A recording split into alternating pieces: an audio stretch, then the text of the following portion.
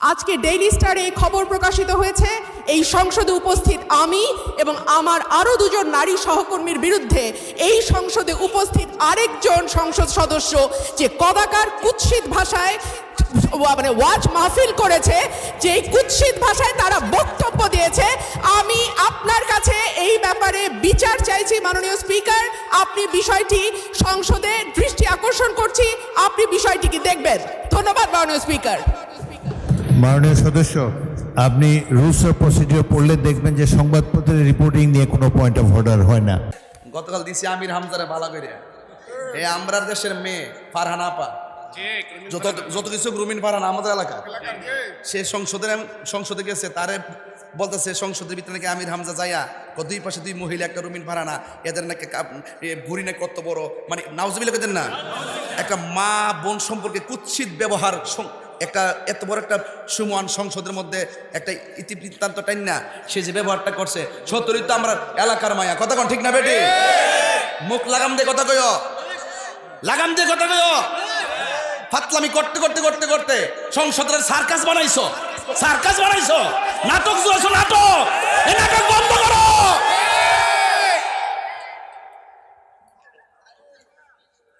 আমরা দেশের মায়ের নিয়ে কথা কইতে সাবধানে কথা কইও, বনবের মায়া গেলাম কয়ে দিলাম, সাবধানে কথা কইও, কয়ে দিছি। আন্তাজ পাইছো না এ বলে এমপি সিলেকশন হয়েছে, কেন হয়েছে তো এমপি? 3000 ভোট ফাইনাল হইলে কথা কোন ঠিক না বেটি? কত বড় সাহস আমরা দেশের মায়েরা নিয়ে কুটুক্তি করে, বেটা বাট বড় সিরালা বদলে সিরা আন্তর্জাতিক তো এক আমির হামজা হে গেছে সংসদ যায় ক রুমিন ভাড়া না ভাড়ে, ওই যে আমাদের সরাইলেন, সে বলতেছে দুই মহিলা আমার দুই মাসে বইছে একবারে বুড়ি, অত এইদিকে ভাষা, এদিকে ভাষা, তার মিনিমাম 100 কোটি টাকা জরিমানা করে সুকুশ করা দরকার ছিল। কথা ঠিক না ঠিক? যার কাছে সংসদের ভিতরে দুইটা নারী নিরাপদ না, কটূক্তি ভাষায় কথা বলে, সে অন্যান্য নারীদেরকে নিয়ে বিষোদ্গার করেছে, রশ্মি কামান বানার ক্ষেত ফাজলামি শুরু করছে দেশের ভিতরে। আমরা বলি আল্লাহর পাগল, তোমরা দেশ চালাও, যা করো, কোনো ইন্টারেস্ট নাই, কিন্তু তোমরা ফাজলামি করবে, এই সুযোগ আমরা দেব না ইনশাআল্লাহ। কথা রেখে দিলাম, আমির হামজারে গ্রেফতার করা হোক।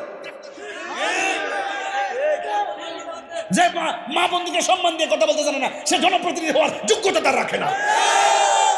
আমার ডানে বামে আমার আমার ভরি আলা লোক আমি পেয়েছি, যেহেতু ওগুলো সিরিয়াল করা থাকে আগে থেকে, কে কোথায় বসবে আমরা জানিও না।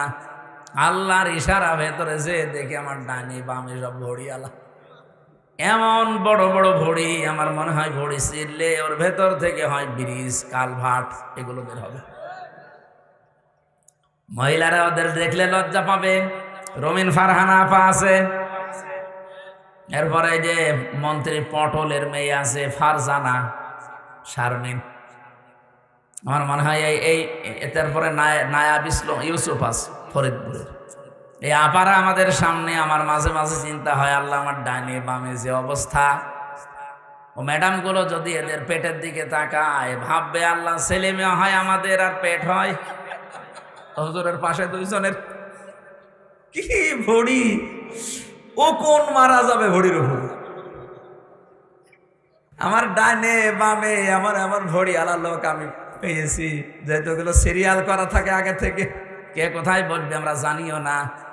আল্লাহর ইশারা ভেতরে যে দেখি আমার ডানে বামে সব ভড়ি আলা, এমন বড় বড় ভড়ি, আমার মনে হয় ভড়ি ছিঁড়লে ওর ভেতর থেকে হয় ব্রিজ, কালভার্ট, এগুলো বের হবে। মহিলারা ওদের দেখলে লজ্জা পাবে। রুমিন ফারহানা আপা আছে, এরপরে যে মন্ত্রী পটলের মেয়ে আছে ফারজানা শারমিন, আমার মনে হয় এই তারপরে নায়াব ইউসুফ আছে ফরিদপুরের। এই আপারা আমাদের সামনে, আমার মাঝে মাঝে চিন্তা হয় আল্লাহ আমার ডানে বামে যে অবস্থা, ও ম্যাডামগুলো যদি এদের পেটের দিকে তাকায় ভাববে আল্লাহ ছেলে মেয়ে হয় আমাদের আর পেট হয়। হুজুরের পাশে দুইজনের কি ভড়ি, ও কোন মারা যাবে ভড়ির উপর।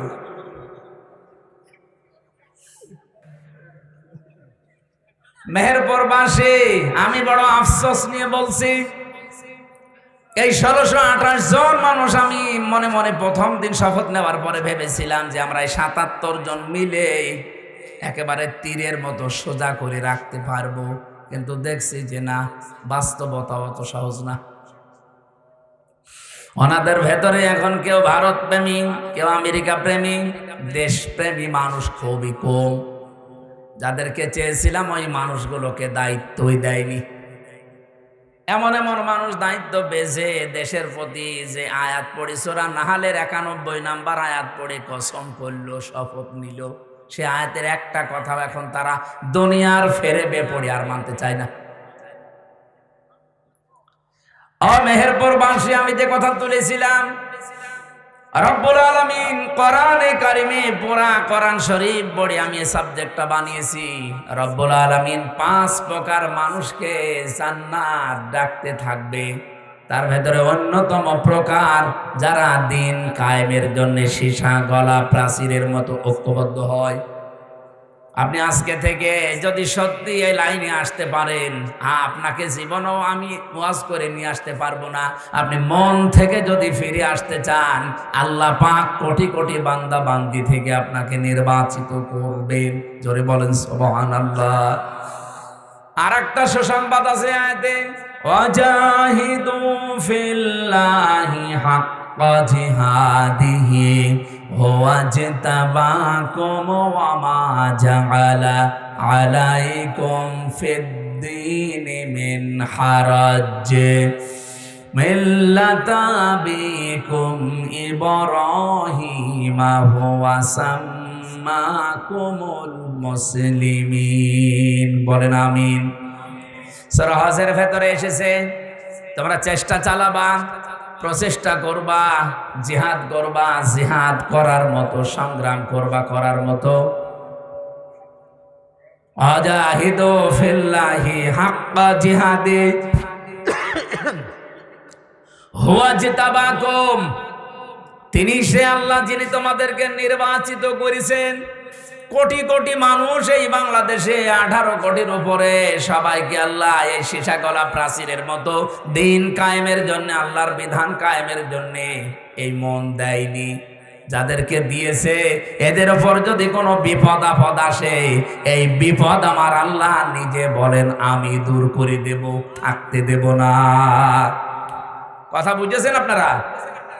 এই জন্য আমরা যারা সত্যি মন থেকে জমিন যার বিধান চালাবো, তার আমাদের পদ্ধতিতে ভুল থাকতে পারে, কিন্তু ইখলাস যদি আমাদের থাকে, মন থেকে যদি আমরা কাজ করতে পারি, আল্লাহর কসম বিপদ আপদ ষড়যন্ত্র আসবে আমরাও জানি। আমি জেলখানায় 3 বছর একটা দোয়া বেশি বেশি পড়েছি, আল্লাহুম্মা ইন্না নাজআলুকা ফি নুহুরিহিম ওয়া নাউযু বিকা মিন শুরুরিহিম। হে আল্লাহ, তোমার পথে চলতে গিয়ে যে বাধা বিপত্তিগুলো আসে, এগুলো হয়তো আমি কন্ট্রোল করতে পারবো না, আমি মোকাবেলা করাও সম্ভব না। এই যত ষড়যন্ত্র আছে, যত দুর্বিসন্ধি হচ্ছে, সব কিছুর মোকাবেলায় আল্লাহ তোমাকে আমি রাখলাম। জোরে বলেন আমিন। আজ আমাদের এই ছোট্ট বাংলাদেশ নিয়ে যে ষড়যন্ত্র চলছে, এর মোকাবেলায় আমরা কাকে রাখবো বলেন তো? কারণ আমাদের তো সেই ক্ষমতা, সেই শক্তি এখনো হয়ে ওঠেনি, কারণ শয়তানের দলে লোক বেশি থাকে। সবচাইতে বড় বিষয়, আমাদের প্রতিবেশী নামে যারা কলঙ্ক, এটা রেকর্ড হচ্ছে, আমি জানি তারা আমাকে শত্রু ভাববে, ভাবুক। এই পৃথিবীতে যত দেশ আমি ঘুরলাম, প্রত্যেকটা দেশের পাশে মুসলমান দেশ কম বেশি পেলাম, এমনকি খ্রিস্টান দেশ, বৌদ্ধ দেশ, তারাও যদি থাকে, তারা বন্ধুত্বের মতো আচরণ করে। আপনি মালয়েশিয়া যান, মালয়েশিয়া আর সিঙ্গাপুরের বর্ডার মাত্র একটা ছোট্ট খাল, অথচ কোনো তার কাটা নেই। পাসপোর্ট দেখাবেন, খাল পার করে আপনাকে ঢুকিয়ে দেবে। যান পাশে থাইল্যান্ড, ওখানে বৌদ্ধরা বেশি বাস করে, কোনো তার কাটা নেই, বিশাল এলাকা, শুধু আপনি যাবেন, পাসপোর্ট দেখিয়ে শেষ করে দেবে, আবার বের হয়ে চলে আসবেন। কিন্তু আমরা এমন একটা প্রতিবেশী পেয়েছি, তার কাটা দিয়ে তো ঘেরা আছে, মাঝে মাঝেই তার কাটায় মানুষ ঝুলিয়ে রাখে। এ দেশটা না দাঁড়ানোর পেছনে কারণই আমাদের এই প্রতিবেশীরা।